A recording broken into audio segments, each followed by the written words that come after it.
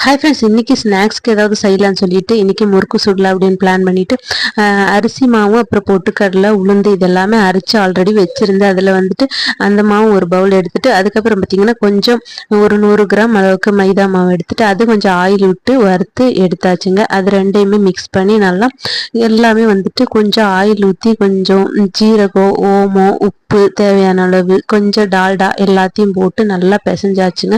நம்ம நெய், டால்டா, ஆயில் வந்து எவ்வளோக்கு எவ்வளோ சேர்க்குறோமோ அந்த அளவுக்கு வந்து ரொம்ப சாஃப்டாக இருக்குங்க. அதே மாதிரி இந்த மைதா மாவு கொஞ்சம் சேர்க்கும்போது இன்னும் கொஞ்சம் சாஃப்ட் ஆகுங்க. இது மாதிரி எல்லாத்தையும் முறுக்கு வந்துட்டு நல்லா சுற்றி எல்லா எண்ணெயில் போட்டாச்சுங்க. ஓரளவுக்கு எல்லாமே வந்துட்டு நான் வாங்கியிருந்த முறுக்கு சுடுற ஒரு ஹச்சில் வந்துட்டு நிறைய விதமான டிசைன் இருந்துச்சுங்க. எல்லா விதத்துலையும் கொஞ்சம் கொஞ்சம் சுட்டுட்டு அப்புறம் பார்த்திங்கன்னா இன்றைக்கி டீ, ஸ்நாக்ஸ் எல்லாமே வந்துட்டு சாப்பிட்டாச்சுங்க. வீடியோ பிடிச்சிருந்துச்சுன்னா லைக் பண்ணுங்கள்.